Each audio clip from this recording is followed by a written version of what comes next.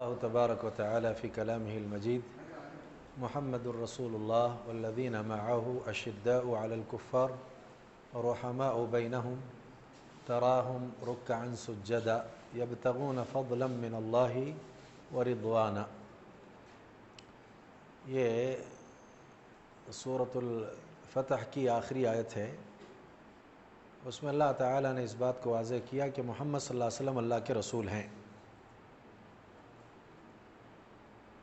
اور ساتھیوں کے بارے میں اللہ تعالیٰ نے بیان فرمایا جو لوگ ایمان لے آئے اللہ کی ذات پر اور آپ کی نبوت اور رسالت پر، کتابوں پر، ایمانیت میں جتنی چیزیں ان تماموں پر جو ایمان لائے، ان کا حال کیا ہے؟ اشداء علی الکفار رحماء بینہم، کافروں پر وہ سخت ہیں، آپس میں بڑے مہربان ہیں، ایک دوسرے کے لیے رحم دل ہیں۔ دوسری بات اللہ نے کیا بیان کی؟ تراہم رکعا سجدا، آپ ان کو دیکھتے ہیں کس حالت میں؟ رکوع اور سجدے کی حالت میں۔ اچھا، یہ رکوع کرتے کیوں ہیں، سجدہ کرتے کیوں ہیں، آپس میں رحم کیوں ہیں، رحم دل کیوں ہیں، اور کافروں پر سخت کیوں ہیں؟ یبتغون فضلا من اللہ ورضوانا، ایسے کام کر کے یہ اللہ تعالیٰ کا فضل اور اس کی خوشنودی کو تلاش کرتے ہیں کہ ایسا کرنے سے ہم کو اللہ کی خوشنودی مل جائے، اللہ کا فضل ہو جائے، یہ اصل مقصد ہے۔ تب دیکھیے اس میں دو باتیں ہیں، ایک ہے کہ حقوق العباد یا بندوں کے ساتھ معاملات، بندوں کے ساتھ تعلق، دوسرا ہے اللہ کے ساتھ تعلق، دونوں چیزیں اس میں بیان کی گئی ہیں۔ بندوں کے ساتھ تعلق کیسا ان کا؟ آپس میں کیسے ہیں؟ رحم دل ہیں، اور کافروں پر کیا ہیں؟ تو یہ بندوں کے ساتھ تعلق ہوا۔ اللہ کے ساتھ تعلق کیسا ہے؟ تراہم رکعا سجدا، اللہ سے تعلق بنائیں کہ رکوع کرتے رہتے ہیں، سجدہ کرتے رہتے ہیں۔ تب رکوع کرتے رہتے ہیں، سجدہ کرتے رہتے ہیں کا مطلب یہ ہوا کہ رکوع سے پہلے والا عمل بھی اس میں شامل ہے، اور رکوع کے بعد والا عمل بھی شامل ہے، سجدہ اور سجدے کے بعد والا عمل بھی شامل ہے۔ یہ بہت اہم بنیادی ارکان ہے، اس لیے اس کا تذکرہ ہوا رکعا سجدا، سمجھ رہے ہیں نا؟ بنیادی ارکان ہیں پورے نماز کے، دو رکن بہت اہم ہیں۔ عام حالتوں میں آدمی کھڑا ہی رہتا نا، چلتے پھرتے کھڑا رہا، بیٹھنے کا بھی معاملہ آپ بیٹھے ہوئے ہیں، یہ تو عام حالتیں رہتی، اس سے ہٹ کر یہ دو حالتیں کون سی؟ رکوع اور سجود، اسی لیے اس کا بطور خاص ذکر ہوا۔ یہ رکوع کرتے رہتے ہیں اور سجدہ کرتے ہیں، تو یہ اس طرح کس سے تعلق بنا رہے ہیں؟ اللہ سے تعلق بنا رہے ہیں۔ تو اس حوالے سے بندے کا بندوں سے تعلق بھی اچھا رہنا چاہیے، اور بندے کا اللہ سے تعلق بھی اچھا رہنا چاہیے، تو خوشنودی پا رہے تھے نا آپ۔ آخر میں اللہ اس آیت کی خوشنودی بیان کر رہے ہیں، رضی اللہ عنہم ورضوا عنہ، اللہ ان سے راضی اور یہ لوگ اللہ سے راضی، اور ان کے لیے جنت تیار ہے۔ تو اسی لیے ضرورت اس بات کی ہے کہ ہم اپنی نمازوں کو درست کریں، ہم اپنے رکوع سجود کو صحیح کریں، ہم اپنا قیام درست کریں، ہم اپنی تلاوت کو درست کریں، ہم اپنے کھڑنے کا اور ساتھ ہی ساتھ اپنے لباس کا اور اپنے حلیے کا جو ہے جائزہ لیتے رہیں، یہ بہت ضروری ہے ہمارے لیے۔ بہرحال پچھلا جو ہمارا تربیتی پروگرام ہوا تھا، اس میں ہم تماموں کو کہاں تک لا کر رکا کر یا کہاں تک لا کر چھوڑ کر گئے تھے؟ ہاں، رکوع تک۔ رکوع کے بعد سے اب سجدے یا ایک سجدہ، اس کے بعد پھر بیٹھک، اتنا تذکرہ کر دیں گے تو دوسری رکعت بھی آئی نہیں اسی انداز کی، پھر تیسری چوتھی کا معاملہ بھی ایسا رہتا ہے، تو پوری نماز اس میں انشاءاللہ سمجھ میں آ جائے گی۔ تو انشاءاللہ ہم رکوع سے مسئلے کو آج شروع کریں گے تاکہ مختصر سے وقت میں بات پوری ہو جائے، اور اگر کوئی آپ کے مزید بعد میں ذہنی اشکالات ہیں تو اس کو بھی دور کیا جا سکے۔ یہ خوش قسمتی ہماری کہ آج عبدالشہید صاحب بھی ہمارے ساتھ ہیں۔ تو اس سے پہلے ہم نے عبدالغفار صاحب کو یہاں رکھا تھا پریکٹیکل طور پر بتانے کے لیے، آج انشاءاللہ الرحمن ہمارے شیخ ہوں گے اور ہم کہتے رہیں گے، وہ عملی طور پر آپ کو بتاتے رہیں گے۔ تو اس لیے میں چاہوں گا کہ شیخ بھی ہمارے یہاں کھڑے رہیں تو انشاءاللہ الرحمن آسانی ہوگی۔ آئیے شیخ، آئیے، ہاں بیچ میں، یا تو یہیں پر کریے، یہیں ٹھیک ہے، کھڑے رہیے یہاں پر، ہاں یہ ان کی طرف رخ کر کے، ہاں ٹھیک، تھوڑا سا اور آگے رہیں گے شیخ، تھوڑا، ہاں بس ٹھیک۔ یہ دیکھیے مسئلہ تھا ہمارا رکوع کا، پہلے رکوع کروا کر پھر یہاں سے مسئلے شروع کرتے ہیں، ٹھیک ہے نا؟ چلیں شیخ آپ رکوع کر لیں گے، ٹھیک۔ یہ دیکھیے رکوع جو ہے شیخ نے کیا ہے، ہم نے اس سے پہلے رکوع میں آ کر کے چار چیزیں بتائی تھی کہ بعض لوگ یہاں چار طرح کا رکوع کرتے ہیں، یا چار شکلیں ہوتی رکوع کرنے کی۔ پہلی شکل اس کی کیسی ہوتی بعض لوگوں کی؟ ان کو کہا گیا سجدے کی طرف دیکھو، تو اب سجدے کی طرف دیکھو کا مطلب انہوں نے کیا سمجھا؟ سر کو اٹھا کر سجدے کی طرف دیکھنا۔ تو یہ دیکھیے یہ کیفیت ہوتی ہے، یہ کیفیت ٹھیک ہے نہیں۔ بعض لوگ کیا کرتے ہیں، یہ کیفیت ہوتی ہے، ٹھیک ہے بعض لوگ کیا کرتے ہیں یہ پورا جھکا دیتے ہیں، ٹھیک ہے، بعض لوگ یہ پورا ایسا کر لیتے ہیں، ٹھیک ہے، 4 شکلیں ہو گئی نا. ایک تو شکل یہ، دوسری شکل کیا، یہ ٹھیک ہے پیٹھ لیکن یہ اٹھا لیا. تیسری شکل کیا ہے، اس کو نیچے کر لیا. چوتھی شکل کیا ہے، اس کو نیچے کر لیا. یہ چاروں شکلیں صحیح نہیں ہیں رکوع کی. رکوع کی شکل یہ صحیح ہے جو ابھی شیخ کیے ہیں، بالکل سر بھی جو ہے، پیٹھ اور سر یہ دونوں جو ہے نا ایسا کہ کوئی اگر گلاس آپ پانی کا یا کوئی شے اس پر رکھیں تو وہ نیچے گرنے نہ پائے. اگر میں ایسا کر لوں، رکھیے آپ، کیا ہوگا، گر جائے گا. اور زیادہ میں جھک جاؤں تو کیا ہوگا، گر جائے گا. سر کو اٹھا لیا ہے تو حق ادا نہیں ہوا، اگرچہ پیٹھ سیدھی ہوئی تو سر بھی پیٹھ کے محاذات میں، اس کی برابری میں ہونا چاہیے. 5واں طریقہ رکوع کا ٹھیک ہے. کون سا؟ پھر سے شیخ چاروں بتائیں گے، آپ پہلے چاروں بتائیے میں جو بتایا ہوں رکوع کے چاروں طریقے. پہلا طریقہ کون سا ہے بتائیے، اب میں بتاتا ہوں، ٹھیک ہے، اب کیجئے شیخ کیجئے. یہ ہو گیا، ہاں یہ ایک طریقہ ہوا. دوسرا طریقہ پیٹھ سیدھی رکھیں گے، ہاں یہ ٹھیک ہے، نیچے کیجئے کوئی بات نہیں. ہاں یہ پیٹھ سیدھے رکھ کر کے یہ اٹھایا. تیسرا یہ ہے کہ اس کو نیچے گرایا. تیسرا ہے کہ اس کو اور زیادہ جھکایا. یہ چاروں چیزیں ٹھیک نہیں ہیں. ہمارے یہاں لوگ ایسا کرتے ہیں لیکن وہ درست طریقہ ہے جو ابھی شیخ نے آپ کو بتایا، ٹھیک ہے. اب فرض کر لیجئے، کیجئے رکوع شیخ. آؤ جی آؤ، جلدی آؤ، جلدی آؤ، کھڑے ہو جاؤ شیخ کے بازو میں، کھڑے ہو جائیں، رکوع کریں. ٹھیک ہے، یہ رکوع ہو گیا ہے. اب مجھے یہاں کے مسائل سمجھنا ہے. میں آ رہا ہوں ابھی وضو کر کے، ٹھیک ہے. اب مجھے جو ہے ساری جماعت ہے اور یہ مصلی ہیں اور یہ تمام کے تمام کس میں ہیں، رکوع میں ہیں. اب مجھے شریک ہونا ہے. کیسے شریک ہونا ہے؟ میرے شریک ہونے کا طریقہ کیا ہے اس کو پہلے سمجھ لیں. لوگ غلط کیا کرتے ہیں پہلے اسے سمجھنا ہے، صحیح پھر میں بتا دیتا ہوں. کیا کرتے لوگ آ کر کے، ساری صف جو ہے رکوع میں ہے، امام صاحب بھی رکوع میں ہے. اب میں آ گیا پیچھے سے اور مجھے شریک ہونا ہے تو آتے ہی پہلے میں کیا کرتا ہوں، اللہ اکبر. پھر کیا کرتا ہوں، ہاتھ باندھتا ہوں. پھر کیا کرتا ہوں، الحمدللہ رب العالمین الرحمن الرحیم مالک یوم الدین ایاک. یہ سب پڑھ رہا ہوں میں. کیوں؟ اس لیے کہ وہ کہا گیا نا سورہ فاتحہ کے بغیر نماز نہیں ہوتی. تو میں یہ پڑھنے میں مشغول ہو گیا، اس کے بعد یہ پورا کر کے پھر میں جاتا ہوں کہاں. تو یہ میرا رکوع میں جانا صحیح ہے غلط ہے؟ غلط ہے. کیوں غلط ہے؟ اس لیے کہ حدیث میں کہا گیا کہ جب تم آؤ نماز کے لیے، امام کو جس حال میں پاؤ وہ حال آپ وہ شکل اختیار کر لو. اچھا وہ شکل اختیار کرنا مجھے، وہ شکل اختیار کرنے کے لیے بھی میں کیا کر رہا ہوں، آ گیا، کھڑا ہو گیا نا. اب کیا کرنا ہے مجھے، اللہ اکبر. ٹھیک ہے. اب اس کے بعد بعض لوگ کیا کر رہے ہیں، ہاتھ باندھ لیتے ہیں، پھر اس کے بعد اللہ اکبر کہہ کر کے رکوع میں جاتے ہیں. کیا خیال ہے؟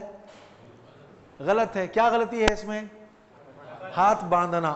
کیونکہ کیفیت تو ہاتھ باندھنے کی نہیں تھی نا، تو مجھے ہاتھ باندھنا نہیں چاہیے. اچھا ٹھیک ہے. تیسری شکل اب آ کر شامل ہونے کی. تیسری شکل یہ ہے کہ میں آتا ہوں اور آ کر کے کیا کرتا ہوں، اللہ اکبر. ٹھیک ہے. شکل کیا صحیح ہے غلط ہے؟ صحیح ہے. کیوں؟ فالو تو کیا لیکن میں جاتے ہوئے کیا کیا، اللہ اکبر ایک کہا. لیکن یہ ایک جو اللہ اکبر میں نے کہا یہ نماز میں جانے کا ہے، تو پھر رکوع میں جانے والا کہاں گیا؟ ارے رفع الیدین تو سنت ہے، تو لہذا یہ صحیح ہے. آپ نے کہا چلو چوتھا طریقہ بتا رہا ہوں. چوتھا طریقہ، آ گیا میں اور آ کر کیا کر رہا ہوں، اللہ اکبر، اللہ اکبر. یہ ایک طریقہ ہمارے یہاں اپناتے ہیں. یہ طریقہ کیسا ہے وہ بتائیں گے، وضاحت کریں گے. 5واں طریقہ، آیا میں، اللہ اکبر، اللہ اکبر. ٹھیک ہے. اب اس میں سے 2 طریقے مناسب ہیں، جتنے بھی اب میں نے بتائے ہیں ان میں سے صرف 2 طریقے. ٹھیک ہے کھڑے ہو جائیں، کوئی بات نہیں، تاخیر ہو جائے گی. اس میں سے صرف 2 طریقے مناسب ہیں. کون سے 2 طریقے؟ شیخ بن باز، شیخ ابن عثیمین، دونوں نے اپنی اپنی تحقیق سے بات بیان کی کہ ایک آدمی آیا نماز کے لیے رکوع کی حالت میں، اب آ کر کے شامل ہو رہا ہے. شامل ہوتے ہوئے پہلا کام کیا کرتا ہے، اللہ اکبر، چھوڑ دیا. پھر اس کے بعد فوراً رفع الیدین کے بغیر دوسرا اللہ اکبر. ایک تو نماز میں جانے کا اللہ اکبر، دوسرا رکوع میں جاتے ہوئے رفع الیدین کا مسئلہ نہیں، وہ سنت ہے، وہ کہتے ہیں نہ بھی ہو تو کوئی حرج نہیں. لہذا ایک تو نماز میں داخلے کا تکبیرۃ الاحرام، اور دوسرا رکوع کے لیے فوری طور پر دوسری تکبیر کہہ کر رکوع بغیر رفع الیدین کے. تو ٹھیک ہے، کوئی ایسا اگر کرتا ہے تو حرج نہیں.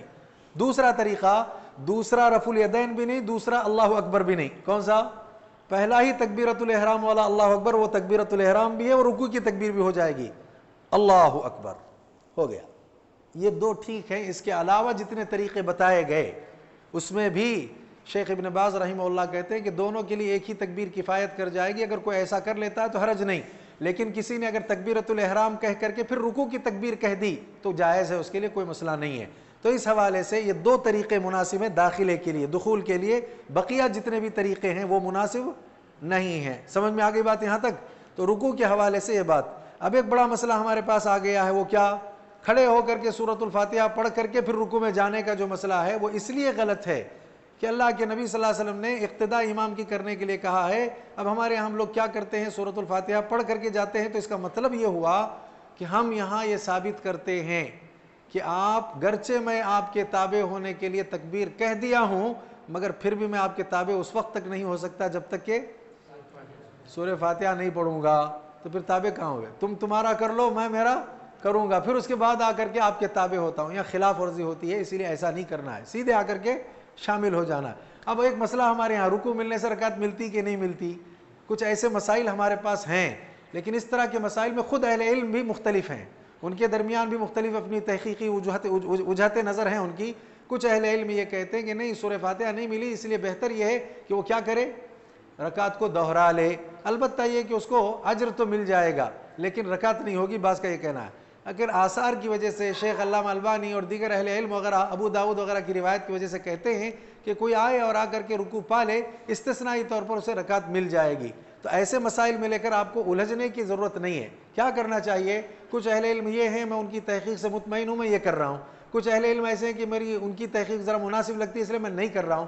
سمجھانے کے طریقے سے آپ اپنی بات صرف پہنچائیں ادب کے دائرے سے، جبر زبردستی یہ غلط وہ صحیح اس طرح نہیں، اس لیے کہ اہل علم کے درمیان ایسا مسئلہ ہے کہ جس میں علماء دونوں طرف گئے ہیں۔ اس میں بھی زیادہ جو ہے نا کبار علماء میں کچھ ایسے ہیں جو کہتے ہیں کہ مل جاتی ہے رکعت، تو لہذا اس مسئلے کو جھگڑے والا مسئلہ نہیں بنانا چاہیے۔ یہاں تک بات سمجھ میں آ گئی رکوع کی؟ ٹھیک ہے، اب رکوع ہو گیا تو رکوع میں کیا پڑھنا ہے؟ شیخ کیجئے، رکوع کیجئے، ہاں آپ بیٹھ جائیں، کوئی بات نہیں، شیخ ہے نا، ہاں پھر ضرورت پر بلا لیں گے آپ۔ ہاں سبحان ربی العظیم، ہاں سبحان ربی العظیم، جی، سبحان ربی العظیم۔ مختصر سی دعا اور بڑی اچھی دعا، سب کو یاد ہے نا، فسبح بسم ربک العظیم، تو اللہ کے نبی نے رکوع میں اس کو کر دیا۔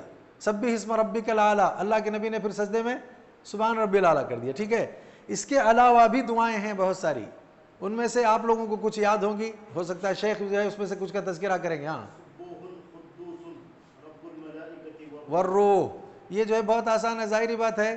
سبحان الملک القدوس کہتے ہیں کہاں کہتے ہیں؟ وتر کے بعد سبحان الملک القدوس ایک مرتبہ کہہ لیتے ہیں، یہاں کیا سبوح قدوس رب الملائکۃ والروح۔ ٹھیک ہے، یہ بھی آسان ہے، یاد ہو جائے گی۔ اور اس کے علاوہ شیخ سبحانک اللہم ربنا وبحمدک اللہم اغفر لی، شروع میں جو ہم ثنا پڑھتے تھے وہاں کیا تھا، یہاں کیا ہے بھئی؟ ثنا میں یہاں میں تھوڑا فرق ہے نا، کیا ہے ثنا؟ پڑھیے، سبحانک اللہم وبحمدک وتبارک اسمک وتعالی جدک ولا الہ غیرک، یہاں سبحانک اللہم ربنا وبحمدک اللہم اغفر لی۔ ٹھیک ہے، یہ فرق ہے۔ اس کے علاوہ کوئی اور بہت ساری اور دعائیں، اللہم لک رکعت وبک آمنت ولک اسلمت خشع لک سمعی وبصری ومخی وعظمی، یہ بھی رکوع کی دعا ہے۔ کون سی؟ اللہم لک رکعت وبک آمنت ولک اسلمت خشع لک سمعی وبصری ومخی وعظمی، یہ بھی رکوع کی دعا ہے۔ اور بھی رکوع کی دعائیں ہیں، بہرحال جب اتنا شیخ نے بیان کیا ہے میرا خیال ہے اتنی کافی ہیں۔ چلیے اب ہم کو اٹھنا ہے، ٹھیک ہے نا، چلیے شیخ اٹھیں گے۔ سمع اللہ لمن حمدہ۔ ہاں، اب دیکھیں یہاں ہمارے یہاں شعور تو ہے، پوری طرح معلومات تو ہے، لیکن کبھی کبھی وہ لا شعوری طور پر اس طرح دھیان نہ جانے سے کبھی ایسی غلطیاں ہوتی ہیں، کس سے؟ ائمہ سے، نماز پڑھنے والوں سے، فلاں فلاں سے۔ یہ جو تکبیرات ہیں نا، تکبیرات، ان تکبیرات کو کیا کہتے ہیں؟ تکبیرات انتقال، ایک عمل سے دوسرے عمل کی طرف منتقل ہونے کے وقت میں پڑھنے کی تکبیر ہے۔ اب دیکھیں یہاں کیسا ہوگا، میں اگر ایسا کرتا ہوں، کیا کرتا ہوں؟ ہاتھ باندھا ہوا تھا، اب مجھے جانا کہاں ہے؟ رکوع میں جانا ہے نا، ٹھیک ہے۔ اب رکوع میں جاتے ہوئے میں نے ہاتھ تو رفع الیدین کے کر لیے، اس کے بعد کیا کیا؟ اللہ اکبر، کہاں کی تکبیر ہوئی ہے؟ رکوع میں پڑھنا کیا ہے؟ میں کیا پڑھا؟ اللہ اکبر، کیا پڑھا؟ منتقل ہوا؟ میرے وہی مسئلے کو سمجھنا ہے، مسئلہ کیا ہے؟ انتقال کے درمیان میں پڑھنے کی ہے، منتقل ہونے کے بعد یا کھڑی حالت میں نہیں۔ اب میں کھڑا تھا، یہیں کھڑے کھڑے میں کیا کر رہا ہوں؟ فصلی لربک وانحر ان شانئک ھو الابتر، اللہ اکبر۔ کیا صحیح ہے؟ کیوں؟ ہاں منتقل نہیں ہوئے. ہاں اسی لیے یاد رکھیں یہ جو تکبیرات ہیں وہ عمل جب ہوتے رہتا اس درمیان کرنا ہے. عمل کے اینڈ میں جا کر کے کرو گے تو وہاں کا عمل سمجھا جائے گا. شروع میں کر لو گے پورا کا پورا تو وہ شروع کا سمجھا جائے گا. ایسا نہیں ہو سکتا. تو مجھے کیسا کرنا پڑے گا؟ اللہ اکبر ہو گیا یہ ٹھیک ہے. سمع اللہ لمن حمدہ یہ ٹھیک ہے نا. اب میں نے کیا کیا؟ سمع اللہ لمن حمدہ پورا اگر یہاں قیام میں آ کر یہ کلمات کہہ دوں تو یہاں کی دعا ربنا لک الحمد ہے. لہذا میں نے اس میں کس کو شامل کیا؟ سمع اللہ لمن حمدہ کو. تو اسی لیے اکثر مساجد میں ائمہ ایسا کرتے ہیں. اور شیخ انیس صاحب اسی لیے میں کہتا ہوں وہ ایک مرتبہ انہوں نے کیا کیا نماز کا جائزہ لیا. وہ ہر ایک کی نماز کا جائزہ لیتے. پونا گئے تھے, پونا میں جائزہ لیا انہوں نے امام کیسی نماز پڑھاتا ہے, فلاں کیسی نماز پڑھاتا ہے. ایک مرتبہ جو ہے نماز کا جائزہ لیا انہوں نے. اب اس کے بعد وہ کہنے لگے ہاں آپ کی نماز کا میں نے جائزہ لیا ہے, سجدے میں جاتے ہوئے آپ وہ ٹھیک کرتے ہیں ذرا سا لوگوں کا خیال کر کے. کیا؟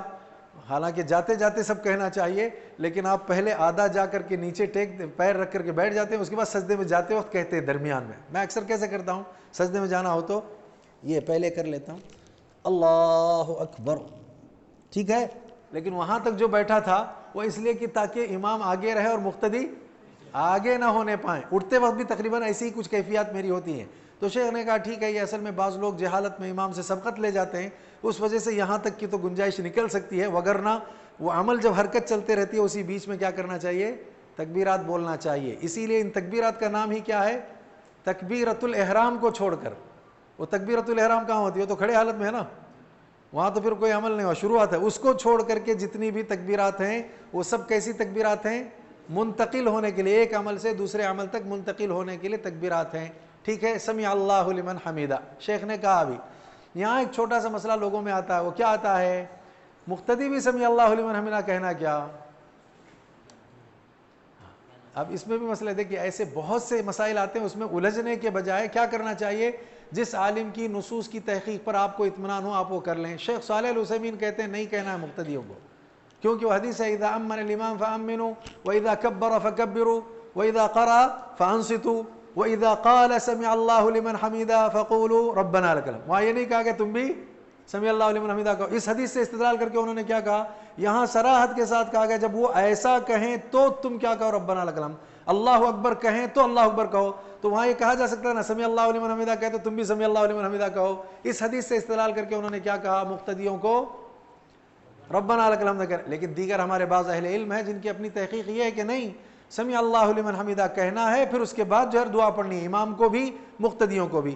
تو اس طرح سے نصوص کی بنیاد پر کہیں کوئی چیزیں آئی ہیں علماء کے درمیان, انہوں نے بھی نصوصی کو بنیاد بنایا. تو ایسے مسائل کو لے کر کے بڑے بڑے جو ہے مسائل کھڑا کرنا وہ جو ہے غلط, یہ صحیح, اس طرح کے بجائے آپ اپنا اطمینان جس پر ہے اس کو بیان کرنے کا حق رکھتے ہیں, اور دوسرے کو اس کا اپنا حق ہے کہ میں یہ تحقیق کر چکا ہوں مجھے اس پر اطمینان ہے, جب تک کہ آپ کی بات اسے اطمینان نہ دلا سکے. تو اس حوالے سے زیادہ بہتر شیخ ابن عثیمین رحمہ اللہ نے جو کہا وہ نص کی بنیاد پر تو یہ ہے, لیکن اہل علم بھی دیگر نصوص کی بنیاد پر کہتے ہیں سمع اللہ لمن حمیدہ کہو پھر ربنا لک الحمد. تو لہذا اس میں گنجائش کے پہلو کو ہم باقی رکھ کے آگے چلتے ہیں. ٹھیک ہے چلیے. اب اس کے بعد شیخ ہاں دعا نہیں ہاں ربنا ہاں ربنا لك الحمد حمدا كثيرا طيبا مباركا فيه. جی ربنا لك الحمد ربنا ولك الحمد ربنا لك الحمد حمدا كثيرا طيبا مباركا فيه. جی یہ تین ہو گئے نا, تین ہو گئے. اب اس کے بعد پھر کیا ہے؟ اگر لمبی دعائیں یاد کرنا ہے آپ کو تو اس میں اور بھی دعائیں, ربنا لک الحمد ملء السماوات وملء الارض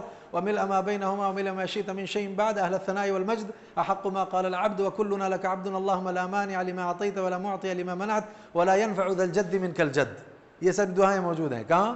رکوع کے بعد کی دعاؤں میں سے. ٹھیک ہے نا, یہ دعائیں بھی آپ کر سکتے ہیں, یاد کر لیں تو لمبا قیام لمبا رکوع ہو سکتا ہے. ٹھیک ہے. اب مسئلہ یہاں ایک ہے جس کی وضاحت ضروری ہے, یہ اس لیے میں کر رہا ہوں تاکہ ہمارے یہاں ایسے چھوٹے چھوٹے مسائل میں بعد میں علماء آتے رہتے ہیں, وہ اپنی تحقیق کرتے ہیں, تو پھر دیگر ہماری نوجوان کیا کرتے ہیں, یہ علماء تو بولتے ہی نہیں, یہ علماء تو ایسا نہیں کرتے, صرف وہ یہ آپس میں اس طرح کے مسائل میں اس طرح کی باتیں آتی. تو اس لیے گنجائش کا پہلو باقی رہے, یہ وضاحت کر رہا ہوں میں. اب یہاں آنے کے بعد شیخ ہاتھوں کی کیفیت یہ دیکھیں. پہلی کیفیت کیا ہے؟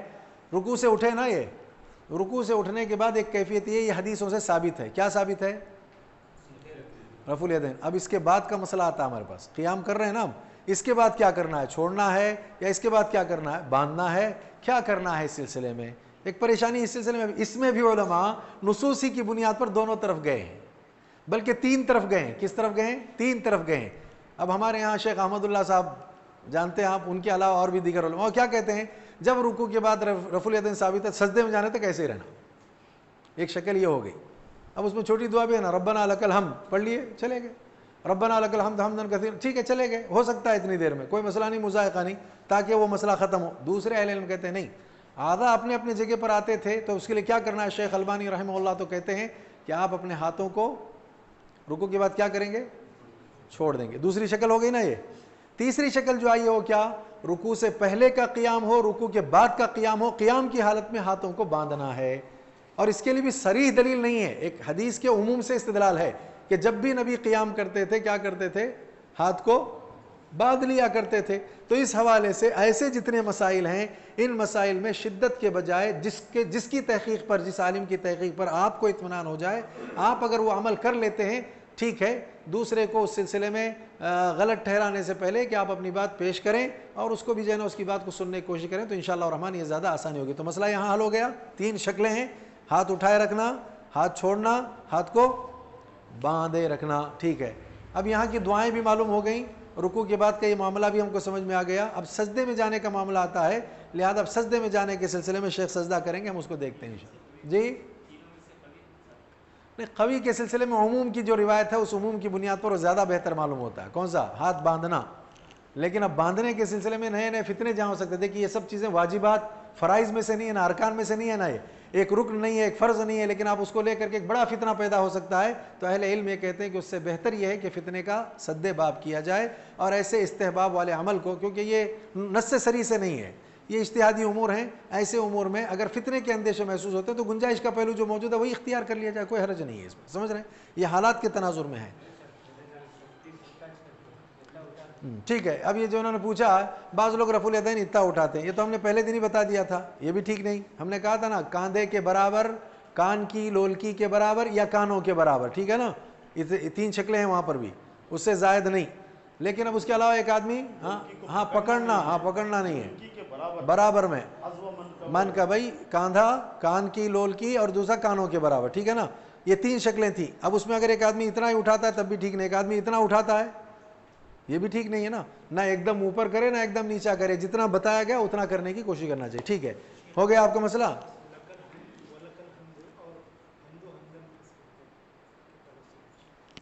ہاں, اب یہ کہہ رہے ہیں لک الحمد و لک الحمد. محدثین بڑے امانت دار تھے, نبی بڑے امین تھے, جیسی چیز اللہ کے نبی تک پہنچتی تھی اللہ کے نبی کیا کرتے تھے ویسے ہی پہنچاتے تھے, کوئی کمی اضافے کے بغیر. صحابہ کرام نے بھی دین کو نبی سے جیسے لیا ہے ویسے ہی کیا کیا ہے, صحابہ نے دوسروں کی طرف منتقل کیا ہے. تو کبھی صحابہ نے ربنا لک الحمد کے ساتھ لیا اور کبھی ربنا ولک الحمد واو کے ساتھ, ہے نا, آپ کے لیے لک الحمد, ربنا لک الحمد, اے ہمارے رب آپ کے لیے, اور آپ کے لیے تعریف ہے, اے ہمارے رب آپ کے لیے حمد و ثنا ہے. تو لہذا واو کی امانت داری کا بھی ثبوت دیا انہوں نے, واو کے ساتھ آیا تو واو کو, بلکہ وہ معلوم ہے نا, سوتے وقت بستر میں ایک صحابی جا کر یہ دعا پڑھتے ہوئے کہنے لگے, اس میں آخر میں ٹکڑا اللہم اسلمت نفسی الیک وفوضت امری الیک ووجہت وجہی الیک والجأت ظہری الیک رغبۃ ورہبۃ الیک لا ملجا ولا منجا منک الا الیک آمنت بکتابک الذی انزلت وبنبیک الذی ارسلت. لفظ کون سا آیا ہے آخر میں, وبنبیک الذی ارسلت, یہ لفظ آیا نا. انہوں نے کیا کیا, نبی رسول ایک ہی ہوں گے بول کر لفظ کون سا استعمال کیا, وبرسولک الذی, منع کیا گیا نہیں, جو لفظ آیا وہی. اتنی امانت داری, نبی تو نبی, رسول تو رسول لفظ, ٹھیک ہے نا.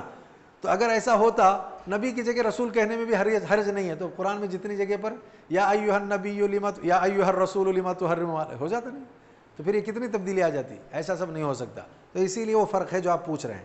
وَلَكَ الْحَمْدُ لَكَ الْحَمْدُ. اب یہ علمی باتیں ہیں, عوام کو, بچوں کو اتنی زیادہ ضرورت نہیں, تو میرا خیال ہے اس پر توجہ کی ضرورت نہیں ہے. عملی طور پر سجدہ دیکھتے ہیں. ٹھیک ہے شیخ, اللہم ربنا لک الحمد, اللہم لک الحمد, یہ بھی اللہم کا بھی ثبوت ہے.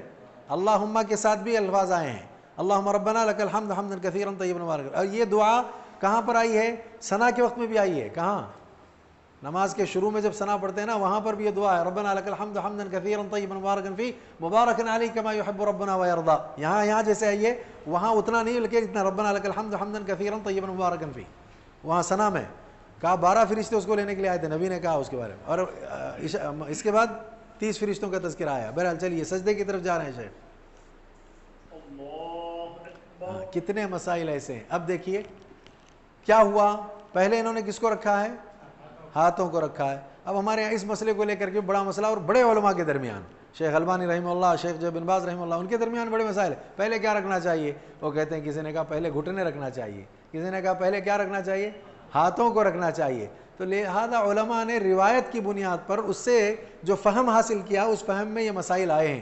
اسی لیے ایسے مسائل میں ہو سکتا ہے کہ کوئی اتنا جسیم ہو, اس جسیم کو آپ یہ کہہ دیں کہ پہلے ہاتھ کو ہی آپ کو رکھنا ہے, تو کیسا ہوگا, مشکل ہے نا. تو پھر شریعت میں اس کے لیے حل ہونا چاہیے نا, پھر وہ کیسا جائے گا. تو لہذا یہاں 3 طریقے ہیں, 3 میں سے 2 صحیح, ایک غلط ہے. پہلا طریقہ یہ دیکھیے جو گئے شیخ ابھی, یہ ہے اللہ اکبر, یہ ہو گیا, یہ طریقہ ٹھیک. دوسرا طریقہ جس میں گنجائش کا پہلو موجود ہے اللہ اکبر, یہ ٹھیک ہے گئے. تیسرا جو طریقہ ہے جو صحیح نہیں ہے, وہ کیا, جسیم لوگ ایسا کرتے ہیں اکثر, وہ کیا کرتے ہیں جاتے ہوئے, ٹھیک ہے, یہ طریقہ ٹھیک نہیں ہے, ایسا نہیں کرنا چاہیے. لیکن اگر اتنی پریشانی ہے کہ وہ دونوں گھٹنے بھی نہیں رکھ سکتے ہیں تو شریعت میں ایسے حالات میں گنجائش کا پہلو نکلتا ہے, لیکن عام لوگ ایسا نہ کریں, اس طرح کرنے سے روکا گیا, منع کیا گیا. ٹھیک ہے. اب یہ شیخ گئے سجدے میں. سجدے میں اب یہ جو ہاتھ ہیں, ان ہاتھوں کے رکھنے کی کیفیت کیا ہے, نمبر 1 کاندھوں کے برابر, نمبر 2 کاندھوں اور جو ہے کان کے لولکی کے درمیان, نمبر 3 چہرے کے برابر. یہ 3 چیزیں ہیں ثابت. چہرے کے برابر میں دکھا رہا ہوں, یہ دیکھیے یہ ہو گیا, یہ دیکھیے چہرہ میرا یہاں ہے, اس کے برابر میں نے رکھا, دوسرا یہ رکھا, تیسرا یہ, کوئی مذائقہ نہیں اس میں. آدمی اگر کاندھوں کے برابر رکھتا ہے, تھوڑا اوپر رکھتا ہے, اور چہرے کے بالکل سامنے سیدھے میں رکھتا ہے, تینوں شکلیں اس میں درست اور صحیح ہیں. البتہ بالکل چہرے کو ہاتھ جوڑ کر کے رکھنا اور بہت زیادہ کشادہ کر کے جو ہے پھیلا کر کے رکھنا, یہ صحیح نہیں ہے. اعتدال کے اندر اسے رہنا چاہیے. ٹھیک ہے نا. یہ سجدے کی کیفیت ہے. اور سجدہ کتنے جو ہے ہڈیوں پر ہونا ہے, 8. ہاں اچھا, دونوں ملا کر کے 2, پھر اس بعد دونوں گھٹنے ملا کر کے 4, دونوں ہاتھ ملا کر کے, ہاں تو پھر اب تو 2 تھے نا, پھر اب 8 کیسا ہوئے. ہاں, ناک اور پیشانی الگ الگ, کیا خیال ہے, ایک ہی ہے. تو اس حوالے سے کل 7 اعضاء پر کیا کرنا چاہیے, سجدہ کرنا چاہیے. دیکھیں 7 اعضاء پر انہوں نے سجدہ کیا ہے. اب یہاں دعاؤں کا اہتمام سے پہلے ہاتھوں کی کیفیات جو ہیں اس کے بارے میں تھوڑی سی وضاحت. کیا رکوع میں جب جائیں تو کھول کر کے اچھی طرح سے پکڑنا ہے, سجدے میں جب جائیں تو انگلیوں کی کیفیتوں کو اعتدال میں رکھنا ہے, یعنی ملا کر کے قریب. کے بعد دعاؤں کا اہتمام کریں گے. یہاں کچھ دعائیں ہیں, شیخ دعائیں پڑھ رہے ہیں. جی پڑھیے. ہاں یہ دیکھیں, ہاں ماشاء اللہ. دیکھیے جو رکوع میں انہوں نے 2 دعائیں پڑھی تھیں سبحان ربی الاعلیٰ کے بعد کی, وہ دونوں دعائیں سجدے میں بھی ہیں. اس کے علاوہ بھی سجدے کی دعا ہے, اللہم لک سجدت وبک آمنت, ہے نا, یہ تمام دعائیں. سجدہ وجہی الذی خلقہ وصورہ وشق سمعہ فتبارک اللہ احسن الخالقین, یہ سجدے کی بھی دعا ہے. سجدہ تلاوت کی بھی یہ دعا ہے, تھوڑے سے کلمات کے فرق کے ساتھ. ٹھیک ہے نا. یہاں انہوں نے اتنا کیا ہے, یہ پڑھا ہے سبحان ربی الاعلیٰ اور سبوح قدوس رب الملائکۃ والروح. سجدے کے اندر اتنا اہتمام کیا. تو بعض لوگ یہاں سجدے میں کیا کرتے ہیں وہ بتانا ذرا مشکل ہوتا ہے. سر شیخ ناک چھوڑ کر کے ذرا سر کے طرف وزن, یہ دیکھیے یہ جو کیفیت ہے نا, یہ غلط کیفیت ہے. کیسی, ناک لگاتے نہیں ہیں, ناک کو چھوڑ کر کے پیشانی پر پورا بوجھ ڈال کر کے بیٹھ جاتے ہیں. ایسا نہیں کر سکتے آپ. 7 اعضاء میں جب دونوں ہیں تو ناک کو بھی کیا کرنا چاہیے. اسی لیے بعض ڈاکٹرز کہتے ہیں, بلکہ آج کر کے وہ ڈاکٹر ہیں محمد شرافت پاکستان کے, ان کا تو کہنا ہے کہ کوئی بھی بیماری ہو لمبے سجدے کرتے جاؤ, اللہ بیماری دور کر دیں گے. اس میں وہ کہتے ہیں کہ ناک کا اگر کسی کو ہڈی کا پرابلم ہے تو لہذا اس کو لمبا سجدہ کرنا چاہیے اور ناک جو ہے زمین پر رگڑنا چاہیے, رکھنا چاہیے, تو اس سے جو ہے نا ہڈی کا پرابلم بھی ٹھیک ہوتا ہے. ان کا کہنا ہے. ٹھیک ہے. تو یہ کیفیت ہاتھ کی جو ہوئی ہے شیخ نے رکھا ہے. اب رہا مسئلہ یہاں اس سلسلے میں جو بہت اہمیت کا حامل ہے, یہ جو ران ہے ہمارے اور یہ جو پیٹ ہے اس کے درمیان فاصلہ ہونا چاہیے. بعض لوگ کیا کرتے ہیں, پیٹ کو ران سے جوڑیے شیخ, ہاں پیٹ کو, ہاں یہ دیکھیے ہاتھوں کو بھی لگا دیا کس پر, رانوں پر, اور ہاں یہ دیکھیے، ہاں یہ دوسری شکل ہے کہ دونوں کے دونوں ہاتھ کیا کیے، زمین پر بچھا دیا. منع ہے کتے کی طرح جو ہے نا، ساتھ میں اس طرح کے الفاظ آئے ہیں، اس طرح سے نہیں بیٹھنا. دونوں ہاتھ یہاں سے وہاں تک زمین پر بچھایا، یا وہ ہاتھ کے جو کونیاں ہیں کہاں لگا دیں، اس پر لگا دیں، یا ان رانوں کو کس کے قریب کر دیا، پیٹ کے قریب کر دیا. سب غلط ہے. آپ بغل کی سفیدی نظر آ جائے، ہاتھ کو اتنا پھیلا کر کے رکھیں، اور پیٹ کے درمیان، ہاں پیٹ کے درمیان رانوں کے درمیان فاصلہ آپ کا ہو. یہ سجدے کی کیفیت ہے. اس طرح سے سجدہ مطلوب ہے. ٹھیک ہے نا. اس کے بعد اب اٹھیں گے شیخ سجدے سے. جی جی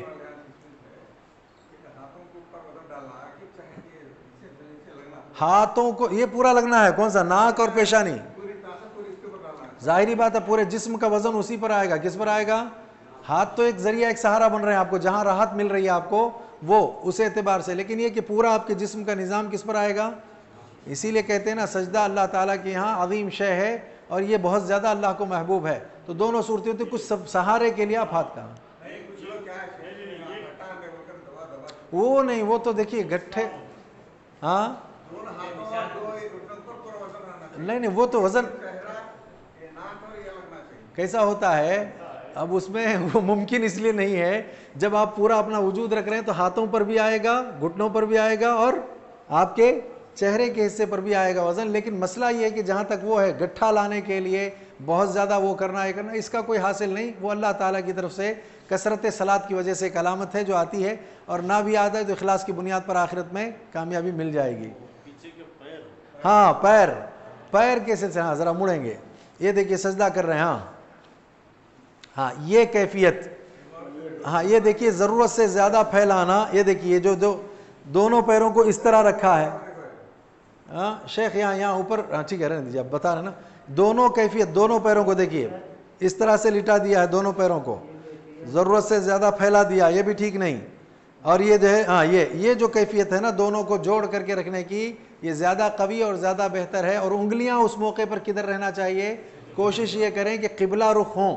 اب ظاہری بات ہے اس میں 2-4 انگلیاں تو پوری طرح ہو سکتی ہیں، لیکن آخر کی انگلی ہونے کے لیے امکان نہیں ہوتا. تو جتنا آپ اس میں انگلیوں کو قبلہ رخ کر سکتے ہیں قبلہ رخ کریں.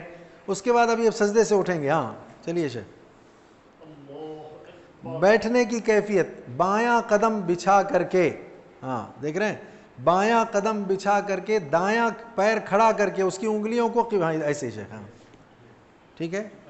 یہ دیکھیے بایاں پیر بچھا دیا، اس پر بیٹھ گئے ہیں، اور دایاں پیر، یہ دیکھیے ہر اعتبار سے بتا رہے ہیں سب کو، دائیں پیر کو کھڑا کر کے اس کی انگلیوں کو موڑ لیا ہے قبلے کی طرف. ہاں نہیں اس سے اپنے آپ کو اور تکلیف دینا مقصود ہو. ہاں وہ ہاں تو بہرحال یہ کیفیت بتائیں گے، اس کی وضاحت ہوگی. ہاں ہاں تو نہیں بہرحال وہ بتا رہے. ہاں بیٹھ سکتے ہیں، وہ ایک حد تک 2 سجدوں کے درمیان، قاعدے میں نہیں.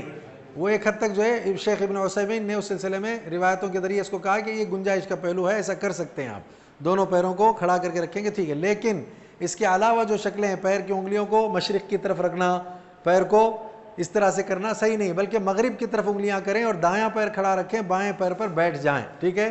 یہ کیا ہے؟ بین السجدتین ہے. کون سا؟ بین السجدتین. اور کہاں ہے؟ ہر ایسی جو ہے نماز جس میں 2 قاعدے ہیں، ان میں قاعدہ اولا کے اندر، کس میں؟ قاعدہ اولا کے اندر یہ کیفیت ہے. تیسرا مسئلہ، رکعت اگر ایک پوری ہو گئی ہے، پوری ہو کر کے دوسری رکعت کے لیے کھڑنا، جس کو جلسہ استراحت کہتے ہیں، اس موقع پر 3 چیزیں ہو گئی نا، 3 حالتیں ہو گئیں. ایک تو بین السجدتین، دوسرا جلسہ استراحت، تیسرا قاعدہ اولا. اس میں یہی کیفیت رہے گی. کون سی کیفیت؟ ابھی جو شیخ نے اختیار کی. جلسہ استراحت میں بھی تھوڑا بیٹھ کر اسی انداز سے پھر کیا ہونا ہوتا ہے؟ کھڑنا ہوتا ہے. ٹھیک ہے. ابھی ہاں دوسرا سجدہ بھی کر لیے، ہاں وہی دوسرے سجدے کے بعد. ہاں ایسا نہیں، ہاں بعض اس طرح کرتے ہیں. دوسرا سجدہ جو پہلی رکعت کا دوسرا یا تیسری رکعت کا دوسرا سجدہ، ٹھیک ہے نا. 4 رکعت والی نماز میں پہلی اور تیسری، 2 رکعت والی نماز میں پہلی رکعت کے بعد 2 سجدوں کے بعد جب اٹھتے ہیں تو تھوڑا بیٹھ کر پھر جو اٹھتے ہیں اس کو کیا کہتے ہیں؟ جلسہ استراحت. تو اس میں اور 2 سجدوں کے بیچ میں اور پہلے قاعدے میں یہ کیفیت ہوگی بیٹھنے کی. اور وہ نمازیں جس میں ایک ہی قاعدہ ہے اس کے اندر بھی یہی کیفیت ہوگی. کون سی؟ اس کے اوپر بیٹھنے کی. رہا تفریق کے لیے 2 قاعدے 3 قاعدے 4 قاعدے آتے ہیں. آخری قاعدے میں تورک کا معاملہ آئے گا, وہ بتائیں گے. پہلے سے دعائیں یہاں پر, ٹھیک ہے جی, دعا جی, دعائیں 2 بین السجدتین. ہاں اللہم اغفر لی وارحمنی وعافنی واہدنی وارزقنی. اس میں کوئی جملہ آگے پیچھے بھی ہو جائے تو روایتوں میں وہ بھی آیا ہے, واہدنی پہلے تو فلاں وجبرنی, ٹھیک ہے. تو یہ جو ہے نا بین السجدتین. اس کے علاوہ بھی ایک دعا ہے, اگر اتنی بڑی یاد نہیں تو چھوٹی دعا بھی ہے. وہ کیا ہے؟ رب اغفر لی رب اغفر لی, ٹھیک ہے نا. ہاں رب اغفر لی رب, نہیں ہاں وہ بھی مسئلہ ہے, آسان بتائیں گے تو وہی پکڑ لیتے ہیں, اس لیے ذرا اچھی وہ دعا جو بہت اہم ہے, اس میں کئی چیزیں آئی ہیں. اللہم اغفر لی وارحمنی واہدنی وعافنی وارزقنی, پھر ایک روایت میں وجبرنی, ٹھیک ہے نا. تو اس حوالے سے وہ دعا یاد کر لیں بین السجدتین. نہیں تو رب اغفر لی رب اغفر لی 2 مرتبہ یہاں ثابت ہے. کتنی مرتبہ؟ 3 مرتبہ. ہاں چل سکتی ہے. اور وہ بھی کتنی مرتبہ ثابت ہے یہاں؟ 3 مرتبہ نہیں. رکوع سجود میں جیسے 3 مرتبہ تھا, یہاں کتنی مرتبہ ہے؟ 2 ہی مرتبہ. رب اغفر لی 2 مرتبہ بس, یہ ہے. اچھا دوسرا مسئلہ اب یہاں ہاتھوں کی جو کیفیات کا مسئلہ. ہاتھ کہاں رہنا چاہیے آپ کے؟ ہاں دیکھیں بتا رہے ہیں شیخ. ہاں یہ کیفیت تھوڑا سا آپ اوپر کی جانب بھی رکھے ہیں تو کوئی مذائقہ اس میں نہیں ہے, لہذا یہ کیفیت ہونی چاہیے ہاتھوں کی. اچھا ٹھیک ہے, یہاں دعا بھی پڑھ لی گئی. اور جی کشادہ, تھوڑا سا انگلیوں کی کشادگی تھوڑا سا درمیان میں یا اس کے نیچے, اس میں گنجائش کا پہلو ہے, ٹھیک ہے. یہ ہو گیا ہے. اب یہاں مسئلہ دوسرا سجدہ بھی کرنے کی اس لیے ضرورت نہیں کہ ہم نے پہلا سجدہ بتا دیا ہے, ویسے ہی رہے گا. دوسرے سجدے کے بعد اب یہ بیٹھ رہے ہیں تو یہ قاعدہ ہے جس میں ابھی بیٹھے ہیں. تو قاعدہ اولیٰ میں بیٹھنے کی کیفیت یہی ہے. آخری قاعدہ یا ایسی نماز جس میں 2 قاعدے 3 قاعدے بنتے ہیں تو تھوڑی سی تفریق کے لیے شیخ صالح العثیمین وغیرہ کا یہی کہنا ہے, افضل یہی ہے کہ جو روایت آئی اس روایت میں راوی نے اسی کا تذکرہ کیا ہے کہ قاعدہ اخیرہ میں اللہ کے نبی صلی اللہ علیہ وسلم تورک کرتے تھے. کیا کرتے تھے؟ تورک. اور تورک کس کو کرتے ہیں شیخ دکھائیں گے اس طرف. یہ دیکھیے, ہاں یہ جو ہے پیر دایاں کھڑا رکھا اور بائیں جو بایاں پیر ہے نا, دایاں پیر کھڑا رکھا, بائیں پیر کو دائیں جو ہے پیر کے جو کھڑے ہوئے حصے اس کے اندر سے باہر نکالا ہے. یہ کیفیت ہے تورک کی جو آخری قاعدے میں ہوگی. اس کی کئی حکمتیں ہو سکتی ہیں, حکمتوں کی ضرورت نہیں ہے. اب اگر وہی سب لوگ ہاں وہ ایسا بیٹھا, ہاں ایسا بیٹھا تو اسے لکھنے لگ جاتا. ہاں اس میں ہم بھی مجبور ہو جاتے ہیں. ابھی یہ ہمیں تورک مجبوراً نہیں کرنا پڑتا, ہاں کرے تو اس کے اوپر چلا برابر. وہ ہاں اس کے لیے شیخ لوگ اگر ویسے ہی بیٹھے تو ہاں وہ کرسیاں رکھے جیسا سیٹنگ ہو جاتا, برابر ترتیب آتی سب. ایسا بیٹھا ایسا بیٹھا بولے میں تو ہمیں بھی نہ نہیں بالکل. اسی لیے شیخ صالح العثیمین کیا کہتے ہیں, یہ تورک, ہاں اسی لیے کیا کہا گیا یہاں پر ایک اصول یاد رکھنا ہے. اسی لیے کیا اصول ہے؟ تورک کرنا رکن نہیں, تورک کرنا فرض نہیں, تورک کرنا واجب نہیں. کیا ہے؟ یہ سنت ہے. تو لہذا اب اگر اس سنت پر عمل کرنے سے آپ کے بھائی کو تکلیف پہنچتی ہے تو تکلیف دینا حرام ہے, لہذا حرام سے بچنے کے لیے سنت چھوڑی جا سکتی ہے. کیا کہا گیا؟ حرام سے بچنے کے لیے. لیکن اگر آپ اکیلے ہیں پڑھ رہے ہیں یا اگر آزو بازو والا کے بھی جو ہے ماحول بن رہا ہے, کبھی ایسا ہوتا ہے نا, میں ابھی پرسوں کی بات بتا رہا ہوں, ایک صاحب بڑی مسجد ہی میں نماز پڑھتے پڑھتے میں نے بھی وہ جو ہے تورک کیا, انہوں نے بھی کیا, تو یہ کیفیت تھی. اتنا جو ہے دونوں کے درمیان حصہ تنگ ہو گیا کہ وہ مجھے نہ قاعدہ کرنے جم رہا, تو پھر میں بیٹھ کر کے یہی کیفیت اختیار کیا, افتراش کی.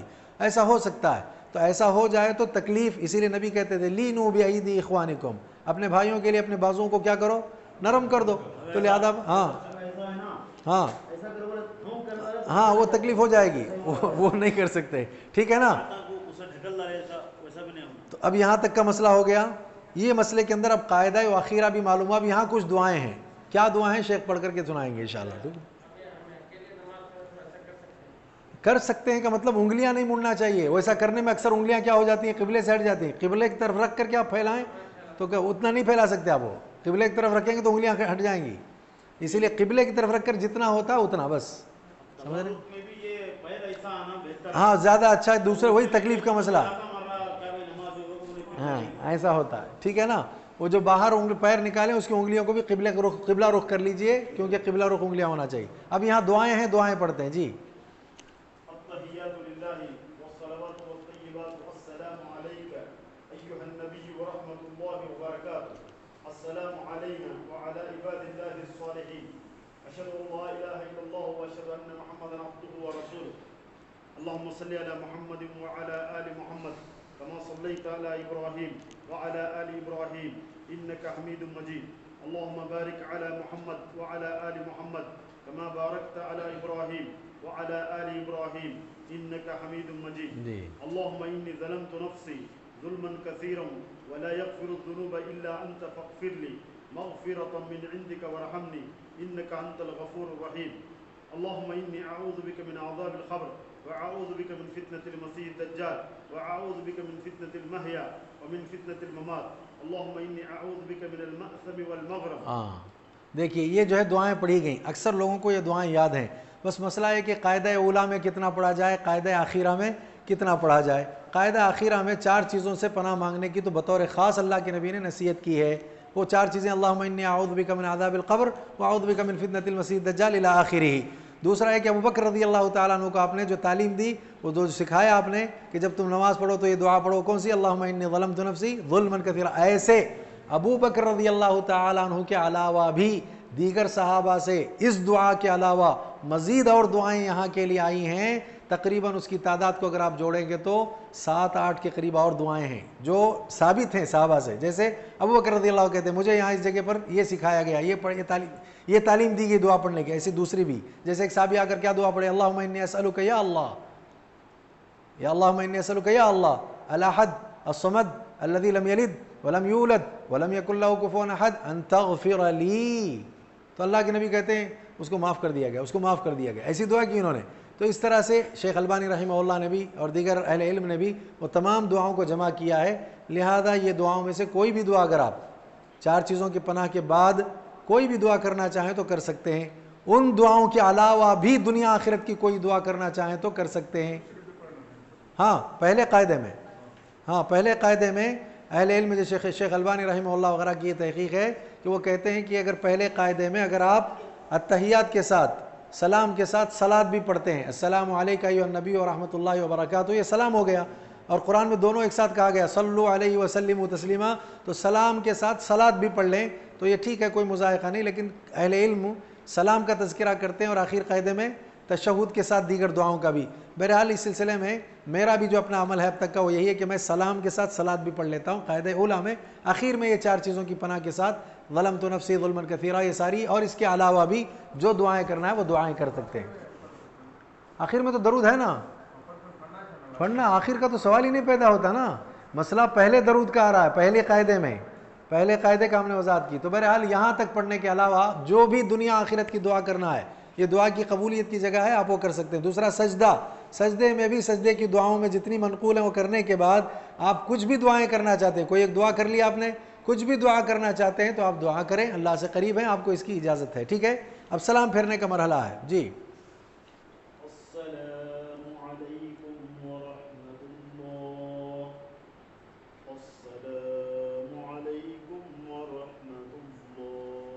ٹھیک ہے، یہ سلام کا جو ہے آخری مرحلہ تھا.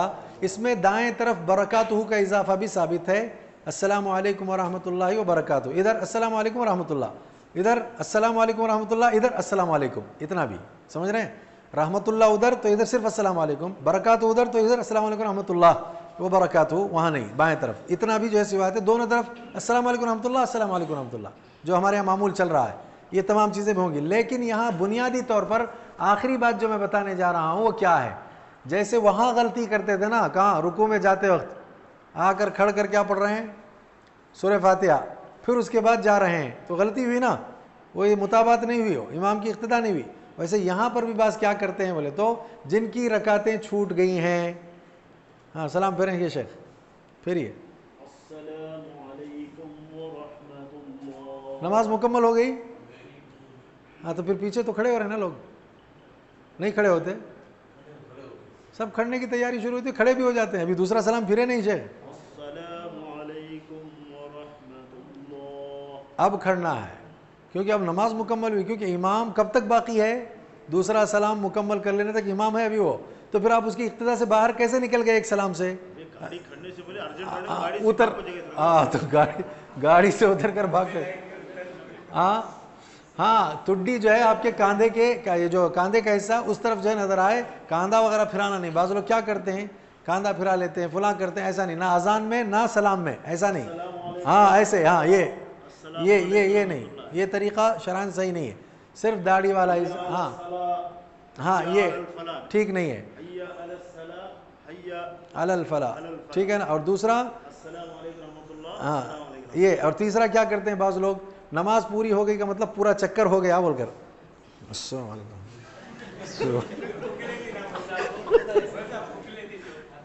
وہ نماز کے بعد پھونک لیتے ہیں. کہاں نماز میں پھونک، نماز میں پھونکتے ہیں، ہاں پھونک لیتے ہیں. یہ تو اور عجیب مسئلہ ہے. ہاں بہرحال ہاں اچھا بہرحال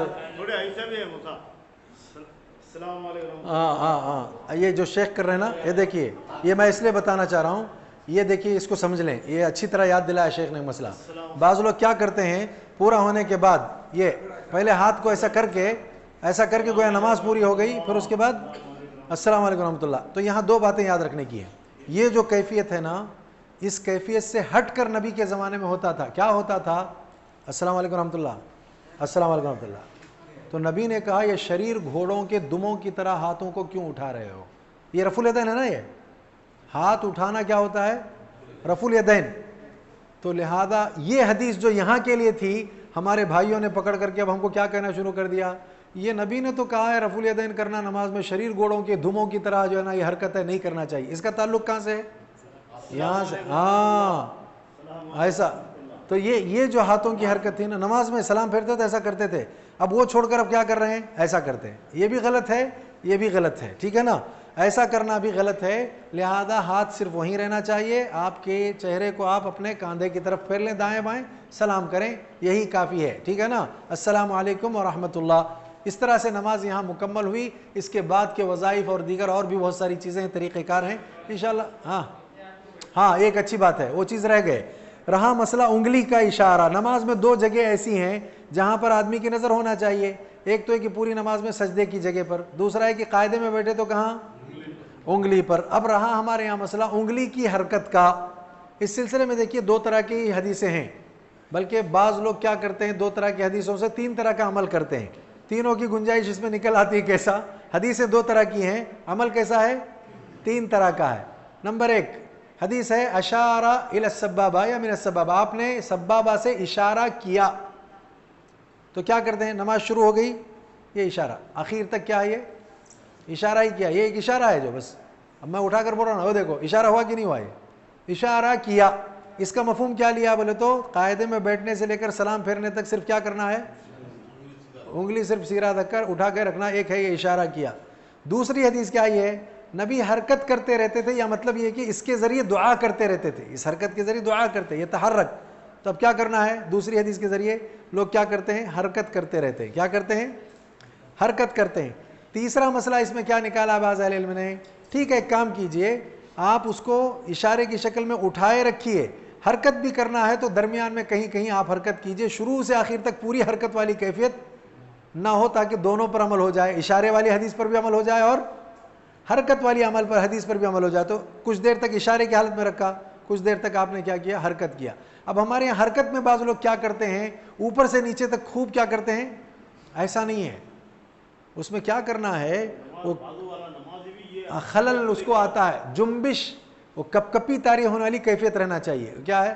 بجائے آپ اس کو رفع صوت کہتے ہیں، اٹھانا گرانا کہتے ہیں اس کو، حدیث میں وہ الفاظ آتے تھے، حدیث میں وہ الفاظ نہیں ہے. تو اس کی کیا کرنا چاہیے؟ کھڑی حالت ہی میں اتنا جو ہے کیفیت یہ ہو. یہ دکھ رہا ہے؟ دکھ رہی ہے آپ کتنی حرکت ہو رہی ہے؟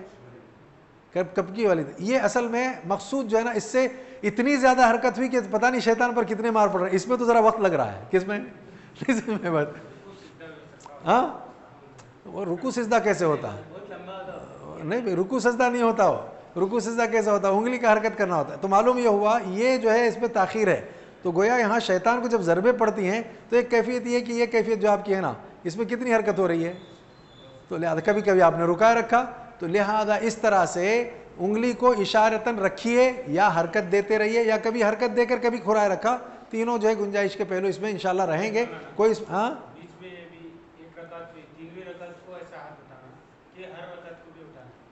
تینویں رکعت کو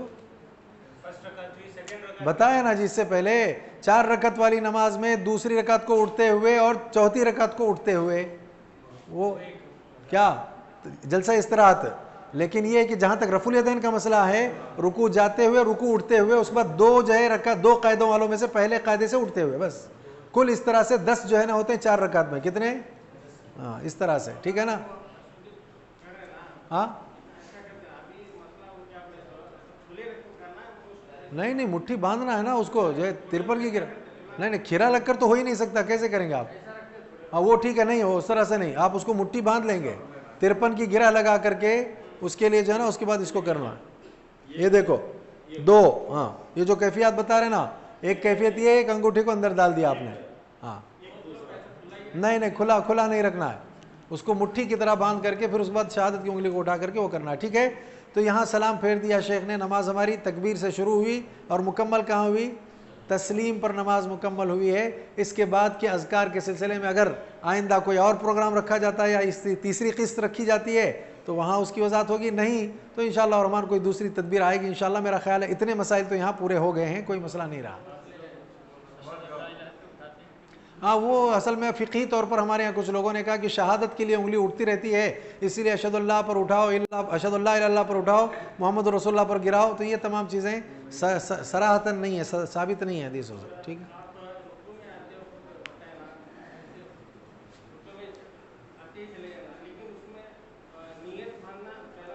نیت باندھنا کا مطلب یہ ہے کہ دل کا ارادہ نیت ہوتا ہے جو آپ آئے نا وہاں باندھنے کا کرنے کا مطلب الفاظ جملے کچھ نہیں ہاں دل کا ارادہ بس وہی ہے.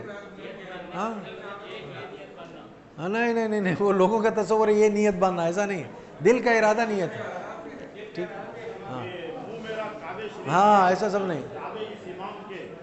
وہ آج نظام صاحب ملے تھے ہم کو وہاں انہوں نے ایک صاحب کے سامنے کہا کہ آئیے وہاں نماز کا طریقہ بتا رہے ہیں اس کے بعد پھر دیگر چیزوں چائے نوشی وغیرہ کا بھی انتظار ہے. تو میں نے کہا نماز کے لیے آؤ گے تو فائدہ ہوگا تو فائدہ دنیا کا بھی ہے اور آخرت کا بھی ہے. تو آپ کے فائدے کی بھی کچھ چیزیں ہیں بہرحال آپ اسے نوش کر کے جائیں.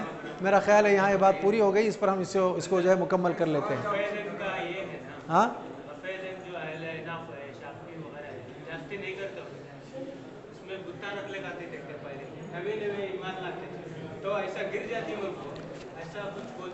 اس کا مطلب یہ ہوا کہ ہم سے زیادہ کمزور تھے وہ ایمان والے کہ بتا رکھ کر لاتے تھے. سب سے پہلے نماز بعد میں آئی ہے عقیدہ پہلے آیا ہے. کیا آیا ہے کتنے سال تک محنت ہوئی عقیدے پر ہاں پہلے جو ہے نا عقیدے پر کتنے سال محنت ہوئی مکہ میں 13 سال کی محنت کے بعد بھی مدینہ آنے کے بعد پھر بھی بتاں تھے کیا بھائی اس کا جواب دے رہے ہیں ہم آپ کو. آپ بولتے ہیں تو اس کا جواب لو آپ جواب دو آپ بولتے ہیں تو صحیح نہیں ہے وہ.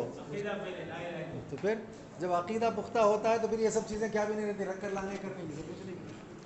السلام علیکم ورحمۃ اللہ وبرکاتہ. محترم حضرات آپ اپنی جگہوں پر بیٹھے رہیں چائے وغیرہ جو آپ تک پہنچ جائے گی. دوسری جو ضروری